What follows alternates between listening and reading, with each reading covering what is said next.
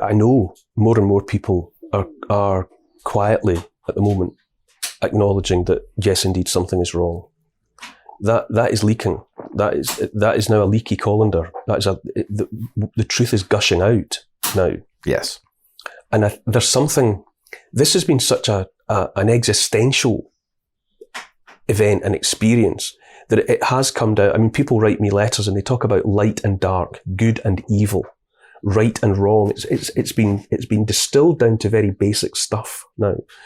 And what I take reassurance from is that the truth will out. I mean, it's a cliche.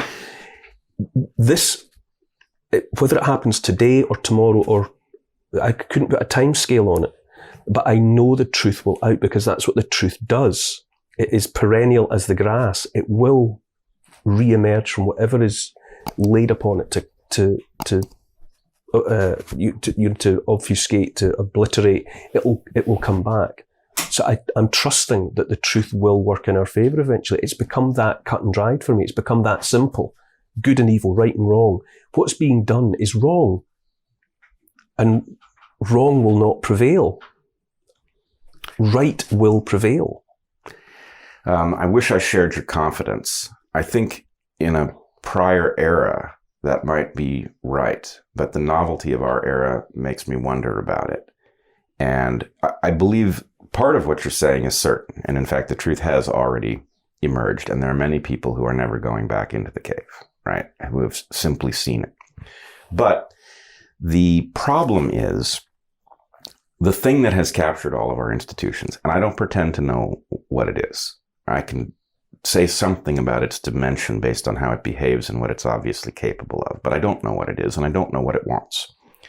That thing has to be beaten. It has to be defeated because it is a reckless monster, right? It is obviously capable, with the tools at its disposal, of doing tremendous harm to humanity or worse. So it has to be defeated. And so the point is, the fact that the truth has emerged, that there are some of us who have detected important elements of it and that we are now in conversation, is good. But we need enough power to marshal the next argument. And when I began looking at COVID, it started for me with the lab leak, right? I did not actually expect us to win that argument, right? I did expect that we would figure out whether it had happened, and I believe we are essentially there. But I did not expect the public to become aware that the wet market or some other natural origin story just didn't fly. And yet it did. And at the point that that had happened, my thought was, well, the lab leak was a surprise win. You've got... Except we won because it was true. That's my... It couldn't... the truth emerges. That's why the public have accepted broadly that it was a lab leak. Now, we don't yet know whether there was any intent or just accident. Right. But that's its origin story. It came out of that building having been tampered with. We know that. And the fact that that has emerged and been accepted, I think, is a point on my score. It is. The truth came out. The truth came out, and it actually stuck, right? They did not manage to muddle it enough that people don't get it. Now, they don't get the second part of it, right? I feel like the lone voice saying, actually, it's not even true that the fact of it having emerged may be effectively settled, but downstream of that, it's just like it had emerged naturally. The consequences of the protocols that it will have been run through to produce its capabilities are fundamentally important to the disease that it causes and to the way it spreads. And therefore, we are entitled to know how it was created. And if they will not tell us, we are entitled to put together a working group of the best minds and reverse engineer what must have been done so that we can understand what this thing is. And I can't emphasize enough how much rests on the question of what the thing is, what they were trying to produce, where they were in the process, what protocols were used, what creatures was it run through in the serial passaging, what tissues was it run through. These are critical questions from the point of view of knowing how to control it. So hopefully that level will emerge at some point, but I'm not confident it will. But the the other issues in the COVID debacle, right? The question of repurposed drugs and early treatment and the question of vaccine safety and effectiveness. Were it true that the truth came out and that the public came to understand it the way it understands lab leak, right? Those three things together, then, once you've seen what happened there, tell you, I can see the failure of every layer of our system. I can see the failure of the journalists. I can see the role of the tech sector. I can see the failure of government. I can see the relationship between national governments and these international bodies. I can see the Gavi, the Trusted News Initiative. All of these elements of that failure would be laid bare. And were we to get to that moment, then the really important thing would happen. Then we'd have a party. Well, that would be quite the day. It would be quite the day, because that would be revelatory in every sense, in every understanding of the word.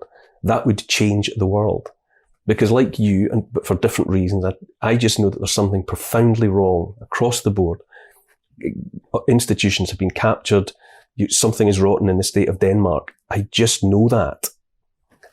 If that becomes generally accepted and furthermore explained and exposed, then that would rearrange the building blocks of society itself.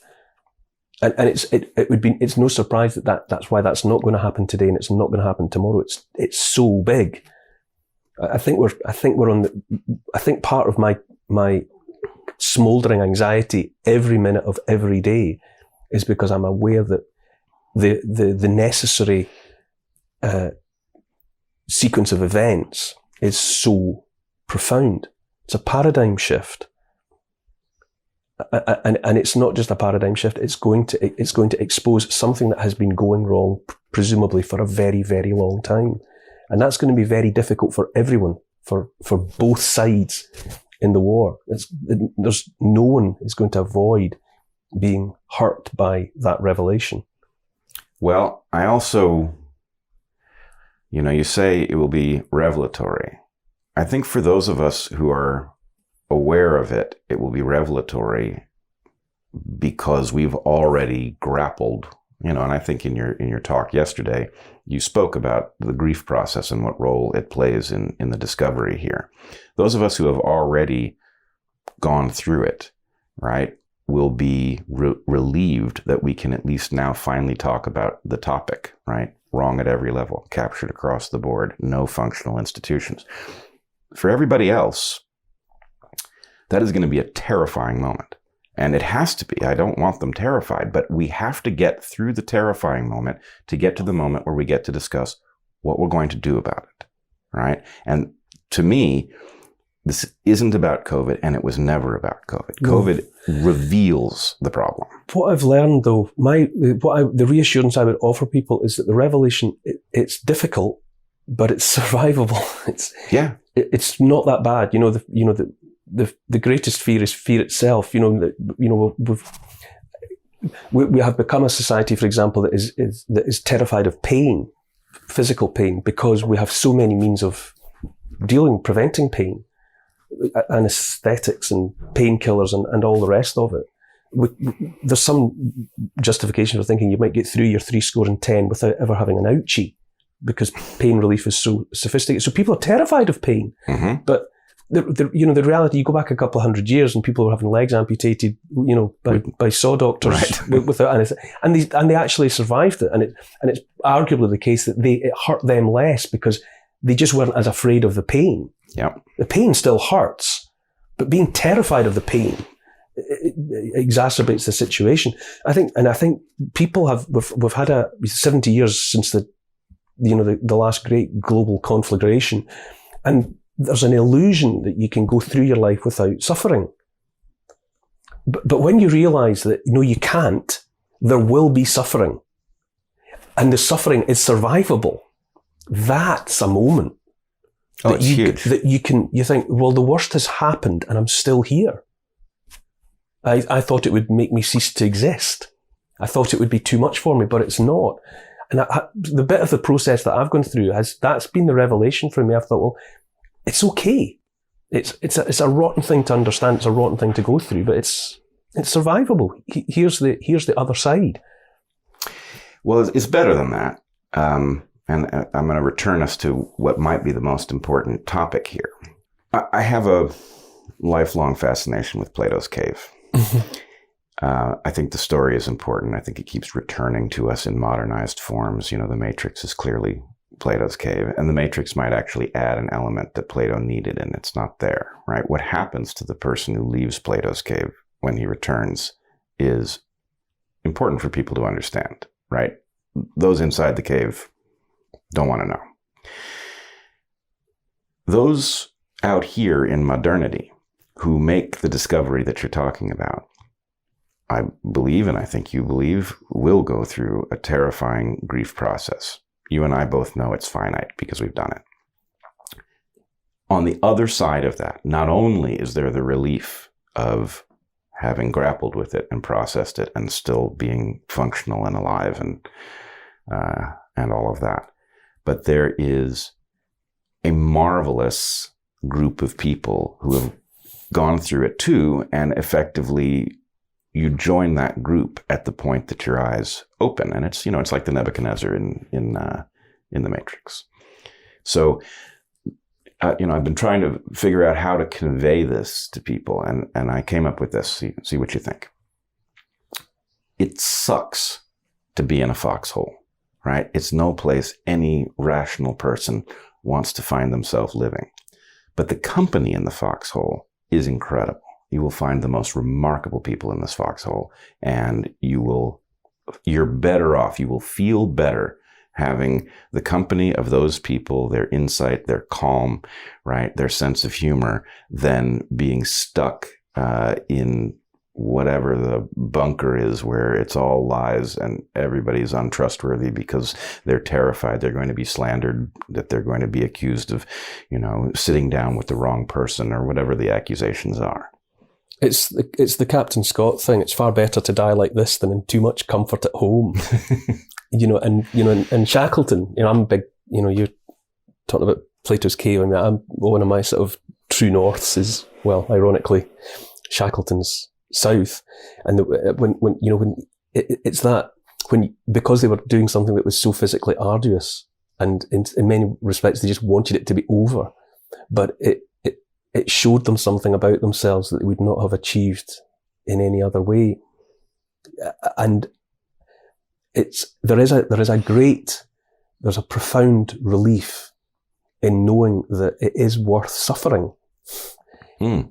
Suffering is its own reward. I'm not, you've got to be careful.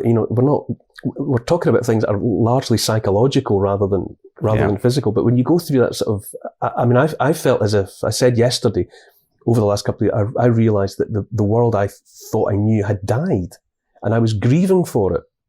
And I did grieve for it, but I came out of the other side of it, all through the anger, the denial, the bargaining, the depression.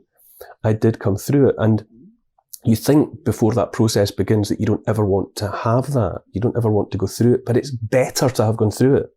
It's enriching. And it's meant that, the encounters that I was having yesterday with other people from all sorts of walks of life, and people that I was only going to spend these 2 minutes with, probably the only 2 minutes I'm ever going to have with this person. And they were so intense. And it was all fueled by the fact that they had come to the same understanding in their own way. And I was standing hugging total strangers. Mm-hmm. And you think, this is worth it. Which hadn't happened, but it's worth it.